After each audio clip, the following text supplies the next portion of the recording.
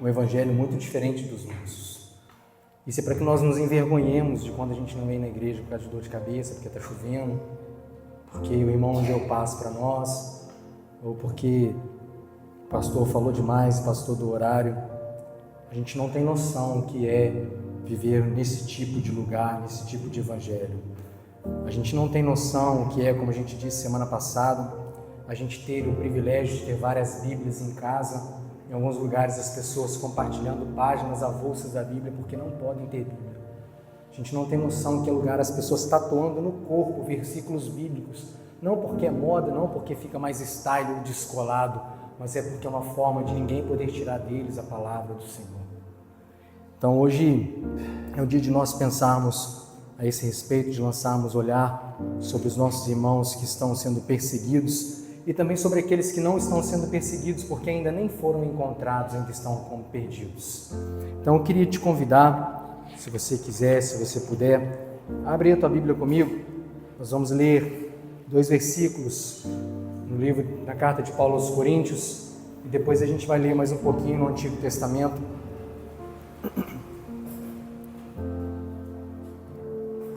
Louvado é o nome do Senhor. O idioma, irmãos, é diferente. A cultura é diferente. Vocês viram que os irmãos ali vão para a igreja do nosso irmão Elias, carregando velas. Na nossa cultura, você não vai ver dentro da igreja evangélica ninguém acendendo vela. Mas para a cultura deles é normal. Talvez em algumas igrejas da Escócia nós vejamos homens de saia. Para nós é diferente, para eles é normal. Se a gente for em algumas igrejas, talvez da África, ou aquelas igrejas que nós vimos lá nos filmes, igrejas norte-americanas, nós vamos ver os nossos irmãos dançando com aquelas vozes enormes, aqueles corais lindos. A cultura é diferente. Mas diz a palavra, um só é o Espírito que opera tudo em todos. A palavra diz, irmãos, que naquele dia haverá uma multidão de pessoas de todos os povos, tribos, nações e línguas. João, quando olhou, falou assim, cara, eu não consigo contar essa multidão. Então não vão ter apenas os muriaenses da igreja de São Gotardo. Vão ter muitas pessoas que nós nunca vimos, nem mesmo conhecemos o idioma delas. No céu nós poderemos nos comunicar. Amém? Carta de Paulo aos Coríntios, capítulo 12, nós vamos ler os versos 26 e 27 por enquanto. Amém, meus irmãos? Diz assim, primeira carta de Paulo aos Coríntios, capítulo 12, versos 26 e 27. Olha só. Quando um membro sofre, todos os outros sofrem com ele. Quando um membro é honrado, todos os outros se alegram com ele. Ora, vocês são o corpo de Cristo. Cada um de vocês individualmente é um membro desse corpo. Amém? Feche seus olhos, vamos orar. Em nome de Jesus. Pai querido e amado, nós celebramos o Teu nome nesta noite. Oramos, Pai querido, a Ti, pedindo a Tua bênção, a Tua intervenção, o Teu ministrar, Pai, no nosso coração. Porque nesse momento, Pai, nós entendemos que não há ninguém mais importante que o Senhor. Não há ninguém que possa falar, Pai, ao nosso coração, como o Senhor fala. Por isso, Senhor amado, nós rogamos nessa noite, Pai, pedindo uma intervenção especial do Senhor. Ministra em nós, Pai, a Tua palavra. Hoje, Pai querido, nesse domingo, que nós estamos fazendo menção aos nossos irmãos perseguidos, Pai. Nós queremos, Pai querido, que o Teu Santo Espírito gere em nós um senso de responsabilidade, de compaixão, de amor para com o nosso irmão. E como diz, Senhor amado, a canção que nós cantamos, nós queremos protegê-lo, Pai, com o nosso manto de amor. Nós queremos, Pai querido, verter o bálsamo que já há em nós e levar, Senhor amado, refrigério para os nossos irmãos, através das nossas mãos, através dos nossos joelhos em oração, através dos nossos recursos financeiros, Pai. Nós queremos ser livre para eles. Por isso, Senhor amado, nós oramos para que nessa noite o Senhor trabalhe em nós e ministre em nós a boa palavra que é a Tua semente. Que no nome do Senhor Jesus, Pai, nós possamos sair daqui impactados pelo Senhor, maiores na Tua palavra, mais fortes no Teu Espírito. É a nossa oração, Pai querido e amado, e por ela nós te agradecemos no nome do Senhor Jesus.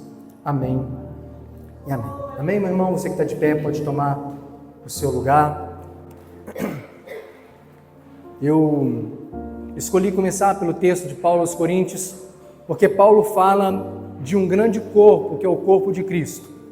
Mas ele fala que esse corpo, ele é composto de muitos membros, de muitas partes diferentes. Em outro lugar, Paulo vai dizer que não há partes mais importantes do que outras, todas são igualmente importantes no corpo. Ele ainda vai dizer assim, olha, a mão não pode falar para o meu pai, olha, porque eu não sou pé, eu não preciso de você. E nem o nariz pode falar para o olho, olha, porque eu não sou olho, eu não preciso de você. A boca não pode falar para a testa para a axila para o joelho. Enfim, todas as partes são igualmente importantes. Ontem, enquanto eu trabalhava, um amigo e eu entramos num terreno cujo relevo estava acidentado, bem barranquinho assim. E em dado momento, esse amigo, esse colega de trabalho, ele escorregou. Irmãos, a gente escorrega com qual parte do corpo? Com o pé. Ele escorregou com os pés. A gente podia olhar e falar assim, o pé não faz nada, só tem que andar, ainda andou errado. Escorregou. E aí quando ele escorregou, ele ia cair assentado no chão. Ia bater aqui, ó, o cóccix, o bumbum, as nádegas, os glúteos, né? Ia cair sentado. Aí ele falou assim, porque o meu pé escorregou, eu vou poupar a minha poupança. Ele fez o que a maioria de nós faz, colocar, e quando ele colocou, irmãos, que culpa que a mão tinha do negócio? Ser sincero, nenhuma. A mão podia estar no bolso de buenas, lá de repente o cara cai. A mão não tinha culpa nenhuma. Aí o colega escorregou, para proteger a poupança, ele levou a mão no chão, caiu com a mão em cima de um toco e rasgou um pedaço da mão. Levantou com a mão cortada, o pé bonzinho e a poupança boazinha. Ganhou 5 pontos na mão. E aí vai nós dois para o hospital, aquele monte de sangue pingando. E eu nem tinha lembrado disso, até eu começar a fazer as minhas anotações para compartilhar hoje. Sabe, irmãos, em alguns momentos a gente vai olhar e falar assim, eu não tenho nada a ver com o que está acontecendo, eu só a mão aqui em cima, o pé que se vira com o problema dele. E a gente, sem menos esperar, irmãos, o problema que é de um, acaba reverberando, repercutindo na nossa vida. E ainda que não reverbere, como foi no caso da mão, que de fato a mão se cortou, se nós tivermos no nosso coração o sentimento que Paulo nos ensina nesse texto, nós vamos sofrer, porque tem um membro sofrendo. Nós vamos nos incomodar, nós vamos sentir, porque tem alguém que está sentindo. Então os vídeos que nós colocamos aqui, irmãos, não é para trazer sensacionalismo para o seu coração. É para que nós despertemos, para sabermos que existe alguém que também faz parte desse corpo, que está vivendo uma realidade muito diferente da nossa. Isso, irmão, serve para nós darmos valor à vida que a gente tem, sim ou não? Darmos valor ao evangelho que a gente pode viver, a palavra que a gente pode proclamar, ao fato de nós podermos andar com a nossa Bíblia debaixo do braço, ou o aplicativo no nosso celular, sem ninguém vir vasculhar e nos prender por conta disso. Nós precisamos, irmãos, valorizar a liberdade que nós temos no Senhor. Hoje, além de falar da igreja perseguida, fazer menção esse domingo, nós quisemos também reverter as nossas ofertas, os nossos recursos de hoje, para a organização que está ajudando os irmãos. Irmãos, sabe onde é que é a igreja do Elias? Sabe? Sim ou não, irmãos? Oi? Não, lá na Síria, o Iêmen. Esse ano, o DIP está fazendo alusão a esses dois países, a Síria e o Iêmen. Lá atrás nós colocamos a lista dos países mais perseguidos do mundo. Não só apenas a Síria e o Iêmen, são muitos outros, irmãos. Esse ano a Nigéria perdeu muitos cristãos. O que você viu na Rede Globo sobre isso? Nada. No Fantástico? Nada. Por que não vai ver? Porque não dá voto, não é interessante. Então, irmãos, tem formas diferentes de nós atacarmos o cristianismo. Talvez aqui no Brasil nós não vivamos um ataque físico, mas a gente sofre um ataque ideológico, um ataque cultural, um ataque à família, aos nossos valores. Por que a família é tão atacada, irmãos? Porque a família é a última resistência. Olha para a Europa, o que a Europa é hoje? A Europa, berço de John Wesley, berço da Reforma Protestante, esfriou, acabou. Certa vez eu ouvi Marco Feliciano contando que ele estava com uma outra pessoa numa visita a uma das igrejas na Europa. Eu não fui lá, irmãos, não sei nem se é verdade o que ele falou. Estou repassando o que ele contou no testemunho dele. Quero acreditar que é um homem de Deus e que é verdade o que ele disse. E ele disse que conversando com esse pastor, ele falou assim, olha, chegou numa daquelas igrejas e olhou para a igreja e falou assim, cara, o que houve aqui com essa igreja? É como se a gente viesse na igreja num domingo, a igreja está toda em festa, toda celebrante, e de repente a gente volta no outro domingo, está todo mundo frio. ninguém bate palma, ninguém canta, ninguém celebra. E ele perguntou para aquela pessoa: o que houve? Lógico que lá não se tratava de um domingo para o outro, era de um lapso maior de tempo. O que aconteceu aqui? E aí, nas palavras do hoje deputado Marco Feliciano, mas também pastor, aquela pessoa disse para ele assim: Icabode. Os irmãos sabem o que é Icabode? Ou Icabô? Icabô, irmãos, é o nome que foi dado ao neto do sacerdote Eli, quando o filho de Eli e seu irmão Finéias, Ofni e Finéias, morreram na guerra. Naquele dia, quando eles morreram, eles voltaram para dar a notícia ao sacerdote Eli e falaram assim: Eli, seus 2 filhos morreram. Tranquilo. A arca do Senhor foi tomada. Ele caiu da cadeira onde estava sentado, quebrou o pescoço, porque a arca da aliança foi tomada. Nós falamos há poucos dias sobre a arca da aliança ter sido tomada. A esposa de Finéias estava grávida, caiu assentada e deu à luz ao menino. Irmãos, dá à luz ao menino, olha que dia bonito, dia do nascimento de alguém. Ela pegou a criança e acabou. Significa, foi-se a glória de Israel. Então, naquele testemunho que Marco Feliciano estava contando, de uma igreja que ele foi na Europa, olhou e falou assim: aqui foi-se a glória de Deus, já não é mais a mesma coisa. Por quê? Por conta de perseguição, de esfriamento, aquele cristianismo foi tirado. Nos vídeos que nós vimos, irmãos, o cristianismo está tentando, ou melhor, as pessoas estão tentando retirar o cristianismo dos nossos irmãos, a força pela dor, pela perseguição. E é muito lindo quando os irmãos falam assim: hoje, depois de 6 meses, com a perna fraturada, depois de perder 7 pessoas na minha família, eu estou voltando para a igreja. E a gente olha e fala assim: não vou não, porque hoje meu dedo está doendo. Irmãos, isso é para acender um alerta em nós. Pastor Vitor, você vai falar sobre isso? Não, irmãos, nem abri o texto ainda. Hoje eu queria falar sobre Esther. Se você não quiser abrir, eu conto para você a história. Esther está lá no Antigo Testamento, antes de Jó. Eu deduzo que alguém ontem viu sobre Esther, não viu? Porque eu vi alguém comentando, falando sarados. Eu nem fui, então nem contei o que aconteceu lá. Mas enfim, já estava no meu coração falar sobre Esther, e eu resisti bravamente para não mudar nada, porque quem me falou foi o Espírito Santo mesmo, eu não copiei de ninguém. Então, irmãos, eu quero hoje partilhar sobre Esther. Talvez você vai ouvir a mesma coisa que você ouviu ontem. Se ouvir, irmãos, entenda que é Deus reforçando o seu coração. Se não for, se você ouvir algo diferente, entenda que é o Senhor trazendo algo novo para a nossa vida. Se você quiser abrir comigo, abre aí no livro de Esther, capítulo 4. Nós vamos ler a partir do verso 6. Amém? Esther, capítulo 4. Esse texto tem a ver, irmãos, com o que nós estamos falando hoje, sobre uma igreja perseguida. Tem a ver com o que nós falamos agora sobre um corpo que precisa se importar com outra parte do corpo. E aí, meu corpo? Tudo bom? Sobre um corpo que se preocupa com uma parte do corpo que está sentindo dor, que está sofrendo. Palavras do Senhor. Atá foi falar com Mardoqueu na praça da cidade, em frente à porta do palácio real. Mardoqueu contou-lhe tudo o que lhe tinha acontecido e por que Amã tinha prometido depositar na tesouraria real a quantia para a destruição dos judeus. Deu-lhe também uma cópia do decreto que falava do extermínio e de tudo que tinha sido anunciado em Susã, para que ele mostrasse a Esther e insistisse com ela, para que fosse à presença do rei implorar misericórdia e interceder em favor do seu povo. Atá retornou e relatou a Esther tudo o que Mardoqueu lhe tinha dito. Então ela o instruiu que dissesse o seguinte a Mardoqueu: todos os oficiais do rei e o povo das províncias do império sabem que existe somente uma lei para qualquer homem ou mulher que se aproxime do rei no pátio interno, sem por ele ser chamado. 2 pontos.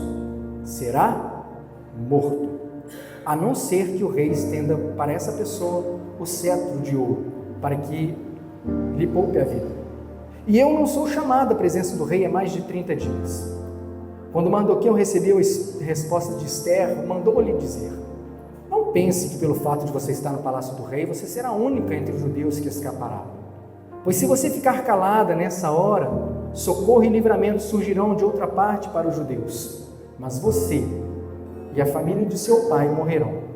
Quem sabe não foi por esse momento que você chegou à posição de rainha? Então Esther mandou mensagem a Mardoqueu vá reunir todos os judeus que estão em Suzã e jejuem em meu favor. Não comam e nem bebam durante 3 dias e 3 noites. Eu e minha criada, ou eu e minhas criadas, jejuaremos como vocês. Depois irei ao rei, ainda que contra a lei. E se eu tiver que morrer, morrerei. Mardoqueu retirou-se e cumpriu todas as instruções de Ester. Amém?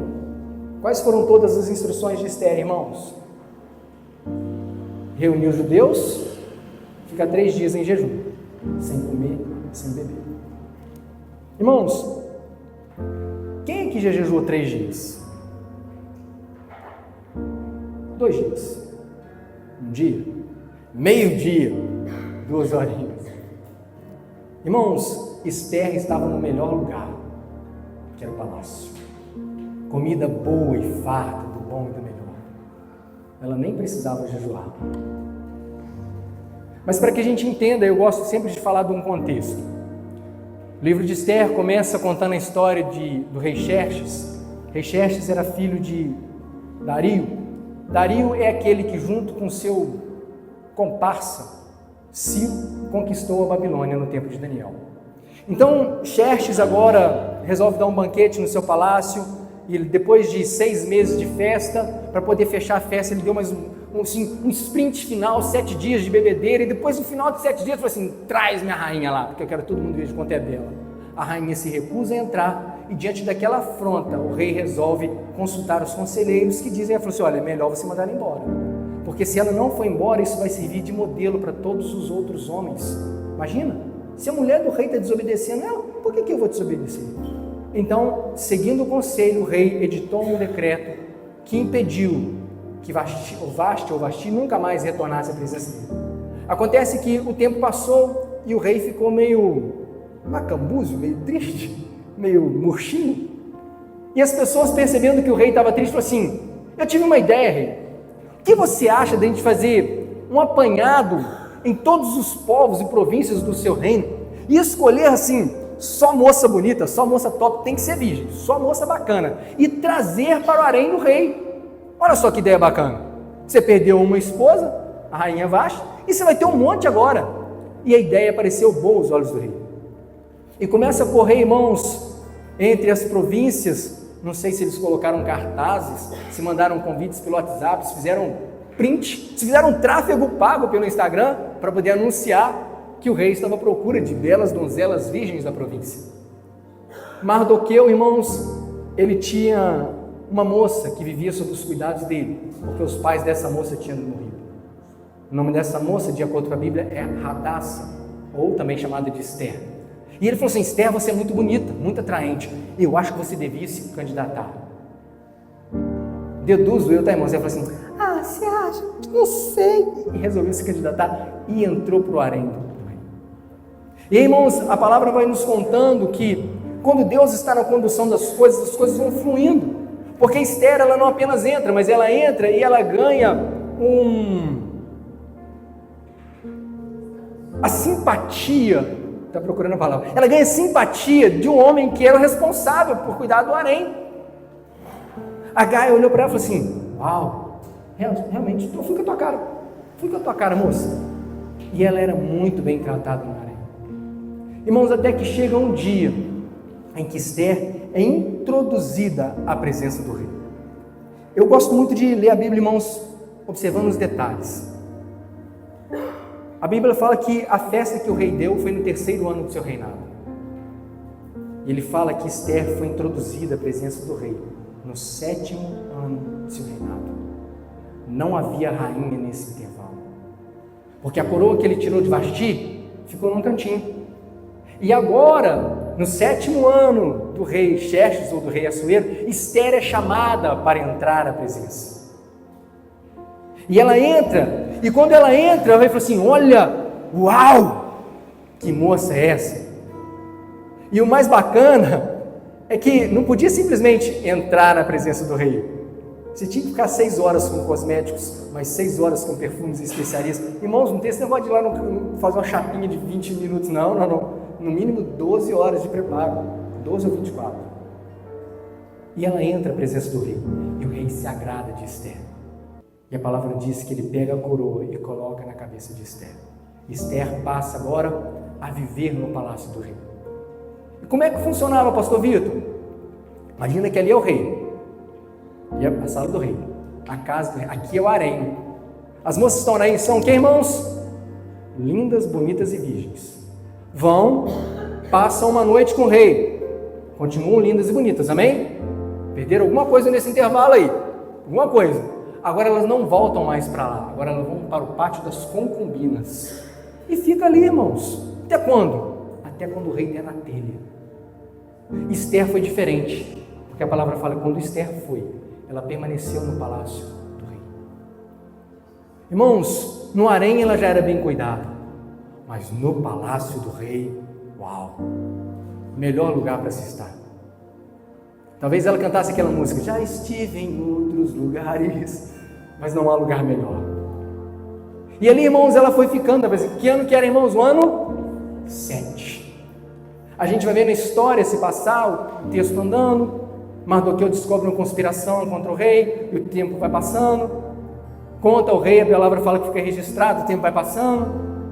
O rei resolve, fala assim, quer saber, eu estou precisando de um novo general. Resolve colocar Amã, filho de Amedata. Falei, cá, Amã, você vai ser meu general, braço direito, cara. Coloca Amã para poder comandar parte do seu povo. E Amã era tão respeitado como general que as pessoas passavam, as pessoas se curvavam diante de Amã. Amã, tá, irmãos? Não é Naamã, não. Naamã é o da lepra. Amã. Então as pessoas passavam, vive o poderoso Amã, salve Amã, atenção, apresentar armas, está passando Amã. Mas tinha uma pessoa naquele reino que não se curvava perante Amã, que era exatamente o judeu Mardoqueu, primo de Esther. Esther é essa que vivia no palácio. Onde é que Mardoqueu ficava? Na porta do palácio, no pátio do palácio, todo dia. Ia para lá, e aí, como é que está Esther? Está bem, Esther é minha prima, hein? Tá. E aí, está tudo bem com a Esther? A palavra fala que ele ficava naquele ambiente ali para poder saber como estava a prima dele. E aí, irmãos, esse homem chamado Amã, que tinha reverência de todo o povo, se incomodou, porque uma pessoa apenas não prestava para ele a devida referência. Isso nos ensina algumas coisas, irmãos. Ele podia se contentar, podia ou não podia? Irmãos, tanta gente que dá deferência para ele, só um. Quantas vezes, irmãos, nós temos várias coisas e tem uma coisinha que a gente não quer e por conta daquela uma coisinha a gente acaba perdendo tudo. Acontece ou não acontece às vezes? Nossa, eu queria tanto ter aquele outro negocinho que está faltando. Foi o que aconteceu com Amã. Amã se incomodou tanto porque Mardoqueu não se curvava perante dele, que ele procurou saber quem que é esse cara aí. Esse aqui é um judeu que vive aqui na província do rei Assuero. Desde quando? Ele vive aqui desde quando eles saíram da Babilônia. Eles eram escravos, né? Eram exilados na Babilônia, saíram de lá e agora vivem aqui, no reinado persa, sob o domínio de Assuero. E ele se irou. Assim, como assim tem um povo que não se curva a mim, a Moá? Isso não vai ficar assim. Ele então, irmãos, ele induz ao rei. Ele falou, senhor rei, você sabia que existe um povo dentro do teu reino que não obedece às suas leis? Não segue as suas ordens, não te respeita como rei? Deduz que foi assim, eu não sei se fosse você, mas se fosse eu não deixava não, mano. Se fosse eu não deixava. E a palavra diz que ele induz ao rei, irmãos, a editar um decreto para que fossem mortos todos daquele povo que não se curvavam diante de Amã. Qual que era o povo de Mardoqueu, irmãos? Ele era judeu. E o rei, irmão, sem saber de nada, falou assim, tá tranquilo, mano, tá aqui meu anel, pode assinar. E Amã, irmãos, queria um negócio assim, tão bem feito, tão tipo, vai ser lindo, que ele marcou um dia, daqui 30 dias nós vamos executar todos os judeus, espalha cartas para todas as províncias, porque todo mundo tem que saber que daqui a 30 dias, todos os judeus serão perseguidos e mortos. Por quê? Porque está matando? Não. Porque está roubando? Não. Porque fez maldade com alguém? Não. Porque estuprou? Não. Por quê? Porque ele é judeu. E se ele é judeu, ele serve um Deus. Ele serve um Deus que fala para não se curvar a ninguém. E ele não se curva a ninguém mesmo, nem mesmo diante do poderoso Amã. Então, rei, nós temos que matar. E ele marcou 30 dias depois. Pode olhar na sua Bíblia lá. Espalhou. Deduzo que Está entregando panfletinho na rua lá? Extra, 30 dias, começa a contagem regressiva para todos os judeus morrerem. Entregaram um panfletinho para Mardoqueu, irmão, você acredita? Mardoqueu leu, se entristeceu, rasgou suas vestes, começou a se humilhar. E onde é que Mardoqueu ficava, irmãos? Na frente do palácio. Alguém viu, porque Mardoqueu estava lá para poder ver como estava Esther, mas Esther também viu como é que estava o primo dela. Falou, senhor, o que está acontecendo com o meu primo? Vai lá perguntar a ele. Aí foi, tá. O que está acontecendo contigo? Então, aconteceu isso. E contou tintim por tintim. Inclusive me deram esse papel aqui, ó, mostrando o que o rei vai fazer. Aquele servo, conforme o texto que nós lemos, vai lá dentro e mostra a Esther. Olha aqui, Esther, o que o seu primo mandou te entregar? Falando que todos os judeus serão mortos. Mas Esther era o que, irmãos? Judia. O texto diz assim, todos os judeus vão morrer. Esther leu e falou assim, faz o seguinte, volta lá, fala com meu primo, que assim, eu não posso fazer nada, porque tem uma lei falando que eu não posso entrar na presença do rei, porque senão eu vou morrer. Faz sentido, irmãos? Se eu entrar, eu vou morrer. Se eu não entrar, eu também vou morrer. Irmãos, você vai ser perseguido de qualquer jeito, você só precisa escolher por que causas você vai ser perseguido. Se você for perseguido pelas causas corretas, o livramento é certo. Irmãos, todo mundo vai morrer um dia. A palavra diz assim, não tema aquele que pode matar o corpo. Não, tema o que pode fazer perecer no inferno, o corpo e a alma. Então existe a pessoa certa para a gente temer. Esther estava escolhendo temer a pessoa errada, mas ele tinha um homem de Deus na casa dela, porque foi lá e falou, aqui, a tua prima mandou falar que não dá para fazer nada não, porque tem uma lei que falou que vai dar ruim para ela, se ela se envolver em problemas alheios, afinal de contas ela está no Brasil, e no Brasil não tem perseguição, por que eu vou me importar com quem está lá longe? É eles que se virem para lá, sei lá, vai que o presidente dá uma ordem e eu começo a pegar rabo também. Aí, irmãos, Mardoqueu deduz, engole seco, beleza, manda falar com ela. Não pense que pelo fato de você estar no palácio do rei, você será a única entre os judeus que escapará. Não pense, irmãos, que porque você está no Brasil e não tem uma perseguição institucional, você também vai escapar da perseguição. Não pense que porque estamos no ambiente, nosso templo é próprio. Seja sincero, irmãos, o que é nosso? Você compra um carro, metade do carro é imposto. Do 100% do carro que já é imposto, você vai pagar imposto todo ano também, sim ou não? Sim. E para de pagar para você ver como tu te prende. Na próxima blitz aí tu fica sem carro. A casa é minha, tu para de pagar. Irmão, queria que fosse diferente? No céu vai ser, irmãos. Por enquanto não. No céu vai ser muito diferente. Então, irmãos, Esther recebe a informação de que um povo estava sendo perseguido, e quando ela falou assim, eu não posso fazer nada, mas o primo dela lembra, ela falou assim, não pense que você que está aí, porque você é do meu povo. E eu li num livro, Mardoqueu não leu, tá? Eu estou falando que ele leu. Quando um membro perece, todo o corpo perece. Então, Esther, não pense que quando os judeus morrerem aqui dentro, que você aí dentro do palácio vai ficar boazinho, porque não vai não. Quando o rei descobrir que você é judia, ele ainda vai te considerar uma traidora, e vai também te matar. Foi o que Mardoqueu disse. E aí, irmão, como se já não fosse bastante, Mardoqueu ainda fustiga mais um pouquinho, aumenta a dose, fala assim, olha, deixa eu te dizer uma coisa, minha querida, se você se calar, Deus vai dar os pulos dele, e de outro lugar vai levantar livramento. Se você fala assim, não quero me misturar com essa gentalha, eu falei, tá tranquilo, eu li no livro, irmãos, Jesus dizendo, cala a boca, não grita não. Não quer gritar não? Se eles não clamarem, as pedras clamarão ao Filho do Rei. Então, irmãos, se nós não fizermos nada, o Senhor vai levantar pessoas para poder fazer. Agora, quem entende quem é o dono da obra, faz de tudo para participar da obra, porque sabe que Ele é galardoador daqueles que o buscam. Então, irmãos, não existe trabalho vão no Senhor. Se você hoje, durante as suas orações, durante os louvores, quando fez a sua oferta, você imaginou e falou, Senhor, eu nem sei onde é que fica o Iêmen, se me dá um mapa mundial, eu nem sei para que elas ficam, mas hoje, Senhor, eu estou mandando a minha oferta para lá, que seja bênção na vida daqueles irmãos, que seja um pouquinho de refrigério. Eu não posso, Senhor, fazer um rio caudaloso, mas eu posso pingar uma gotinha, como nós falamos no começo ali. Então, irmãos, quando Esther recebe aquela informação, falou assim: olha, você pode até ficar quieta, mas Deus vai dar o jeito dele.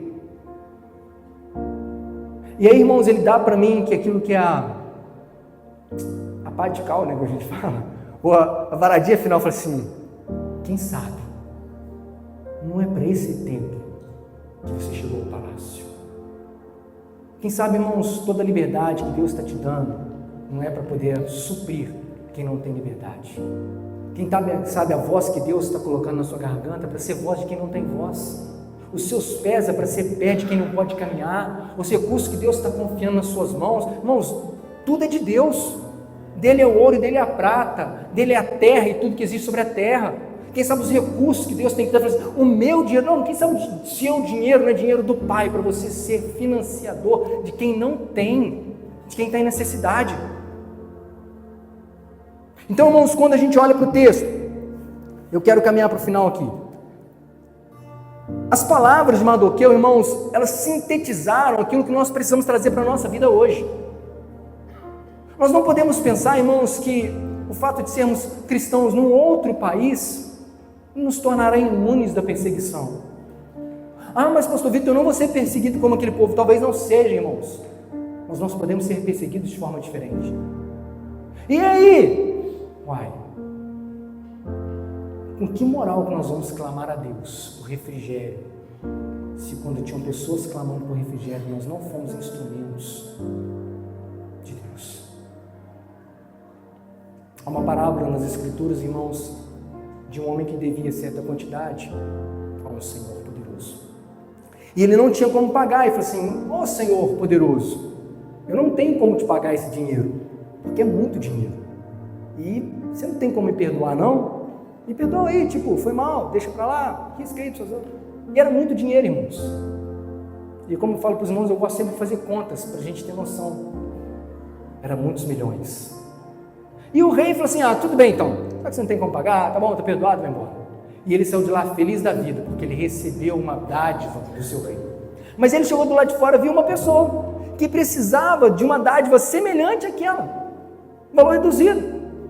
Aquele homem ali devia, para essa pessoa que acabou de ser perdoado, 2 denários. Irmãos, 2 denários. Se eu estiver errado, acho que é 2 denários mesmo. Um denário é um dia de um trabalhador. Imagina aí 2 diárias de um salário mínimo. 160 mil reais? Não, que nada de TV 160 mil reais. Você vai ter que pagar até o último centavo, senão eu vou te prender. E aí as pessoas ouviram, foram lá dentro contar para o rei. Falou: rei, você acabou de perdoar milhões desse servo, ele chegou lá fora e está cobrando 160 reais do outro lá. O rei se indignou, falou assim: cara, que tipo de pessoa é essa? Que recebeu uma liberdade como essa, recebeu um perdão como esse, recebeu uma possibilidade como essa, e não se importa com o outro que também está precisando. Então, irmãos, o contexto que nós lemos aqui, havia um povo perseguido, sim ou não? Sim. Havia um povo que estava num ambiente de conforto, sim ou não? Então vamos contextualizar. Povo perseguido, todos os judeus. Um povo no ambiente de conforto, todos os judeus dentro do palácio. Ah, mas só tinha Esther. Não estão entendendo? Se nós contarmos a quantidade de gente aqui, talvez seja menor do que a quantidade de gente que está perseguido lá. Então havia um povo perseguido e um povo no ambiente de conforto. E aí o que Deus faz, na sua infinita graça, misericórdia e sabedoria? Ele usa o povo que está no ambiente de conforto para dar refrigério para quem está no ambiente de perseguição. Amém? Então, irmãos, nós que estamos no ambiente de liberdade, de conforto, nós que podemos pegar o nosso Pix, botar o CPF, vamos mandar para a organização Portas Abertas, sem ninguém hoje rastrear o que está acontecendo aqui, por que eles estão mandando dinheiro para lá? Nós temos que aproveitar a liberdade que o Senhor está nos dando. E aí, irmãos, nós precisamos lançar o olhar não apenas sobre os perseguidos, porque é uma realidade, mas quantos estão à nossa volta que ainda não são perseguidos, porque ainda não foram alcançados, ainda estão perdidos? Porque talvez depois que forem alcançados, deixarem de ser perdidos, vão ser perseguidos pela própria família, pelo pai, pelo trabalho, pelo grupo de amigos. Acontece ou não acontece? A pessoa vive muito bem, aceita Jesus, parece que está tudo errado, porque agora ela está no ambiente de perseguição. E nós que estamos solidificados, irmãos, nesse ambiente de liberdade, precisamos ser refúgio para essas outras pessoas. Coloquei para nós pensarmos aqui. Não podemos pensar que estamos ilesos ou imunes. Hoje nós temos liberdade. Amanhã Deus o sabe. Que é isso, pastor Vitor? Irmãos, olhe para o passado. Nós tínhamos algumas liberdades, alguns privilégios que hoje a gente não tem mais. Algumas coisas para nós falarmos, nós temos que escolher muito bem as palavras, sim ou não? E olhe lá. Aí vai chegar a hora de nós temos que decidir como Esther. Eu vou morrer pelos de fora ou vou morrer pelos de dentro? Vou morrer mesmo? Você fica seguido pelos de fora, a gente vai ter que escolher. Então nós não podemos pensar que a liberdade ou o conforto que nós temos hoje é garantia de que amanhã nós também teremos. Como diz a palavra, no tempo da alegria, da prosperidade, goza, folga, mas no tempo da adversidade, considera, paradinha e pondera. Então essa é a primeira coisa. Segunda coisa, quem sabe não é para esse momento de apoio aos nossos irmãos que nós temos o que temos, sabemos o que sabemos. Se eu perguntar assim, quem que sabe cozinhar? Quem que pode fazer uma comida para outra pessoa? Vou usar um exemplo que aconteceu uma vez na célula, conversa entre os moços. Estava eu, Edson e outras pessoas. E a gente falando sobre partilhar aquilo que nós já temos alcançado. E aí alguém falou assim, mas eu não posso ensinar porque eu ainda não sei nada. É claro que sabe. Tu sabe fazer um ovo cozido? Uhum. Então você já pode fazer um jantar para alguém. Pode ser ovo cozido, não pode? Mas não presta. Não presta? Não presta porque tem muito. Porque para quem está no deserto, tem uma gotinha de água muito boa. Então, irmãos, para quem não sabe nada, nem conhece Jesus, falou aquele cara, conheci um grande amigo, nele a gente pode confiar. É só isso que eu preciso ouvir. Às vezes a pessoa só precisa ouvir isso, irmãos, que tem um amigo em quem ela pode confiar. E se você for a boca de Deus naquele ambiente, você é livramento, consolo e conforto para ela naquele momento propício. E quem sabe não é para aquele momento que você aprendeu que Jesus é um amigo que se pode confiar. Então, irmãos, nós precisamos olhar isso. Por fim, se nós não fizermos nada, Deus vai levantar alguém para fazer. Amém? Você crê nisso? Deus vai levantar alguém para fazer. Agora, eu fico imaginando a nossa cara quando o Senhor fala assim, sabe isso aqui que o João fez? Sei. Então, era bem para você ter feito. E porque você demorou a fazer, tantas vidas se perderam, o resultado não foi tão bom. Irmãos, vai ser ruim, não vai? Eu não sei com relação a você, irmãos, mas eu detesto ser chamado a atenção. Se alguém gosta de ser chamado a atenção, sei lá, vai ter alguém que tem prazer em ser chamado a atenção. Eu detesto, irmãos. Então eu tento antecipar muitas coisas. Eu vou antecipar. Eu sei que a pessoa vai me cobrar tal coisa, eu vou antecipar para ela não precisar me cobrar. Eu sei que se eu fizer isso vai deixar triste, eu vou tentar me antecipar para não correr o risco dela falar que se entristeceu comigo. Então, irmãos, que nós possamos antecipar algumas coisas na nossa vida, para não corrermos o risco de ouvir do Senhor. Eu tive frio e você não me vestiu. Tive fome, você não me deu de comer. Sabe que eu tive até preso e você não foi me visitar? Então antecipe, irmãos. Seja refrigério na vida de alguém, seja bálsamo na vida de alguém. Amém? Eu quero encerrar esse momento com o vídeo que eu pedi ao Nicolas para poder preparar ali e a gente encerra esse momento no nome do Senhor Jesus.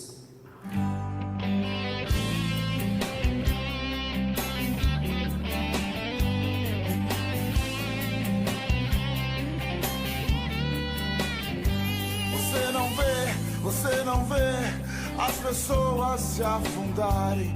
Quem se importa se elas se afogarem?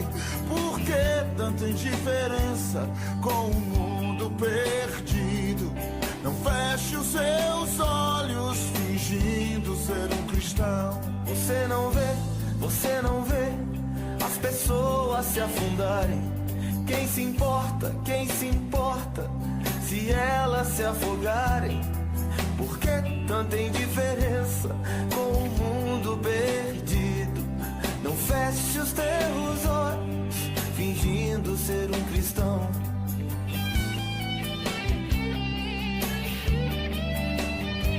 Oh, me abençoe, é tudo que que sempre ouço. Não há lágrimas, não há dor, nem mesmo um clamor. Mas ele chora, ele sangra, ele clama por ti. E você só se importa em participar de mover. Você não vê, é pecado. Ele traz pessoas à sua porta, mas você não se importa. Dá um sorriso e diz: vai em paz, Deus te abençoe. E os céus então choram, pois Jesus veio a ti. Você o abandonou.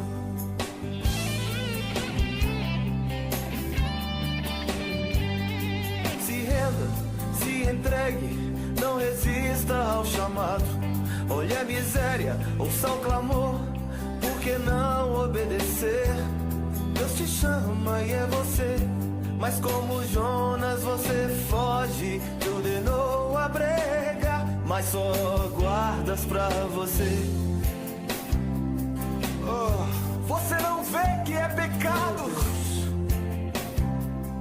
O mundo dorme nas trevas, a igreja não luta, pois dorme na luz. Como pode ser tão morto depois de receber tanto? Jesus se levantou dos mortos. Levante-se da sua cama. Jesus ressuscitou dos mortos. Vamos, levante-se da sua cama.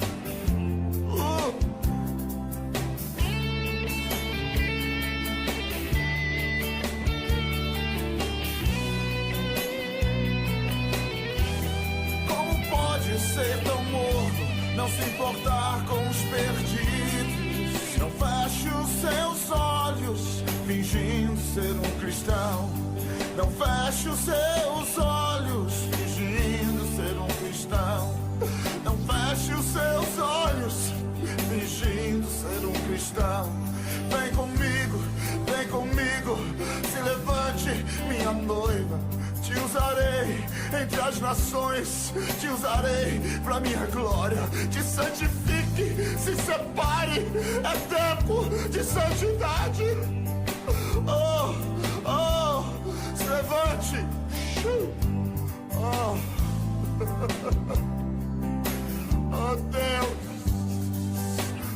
Deus, leva-nos a arrependermos, Senhor, por nosso egoísmo.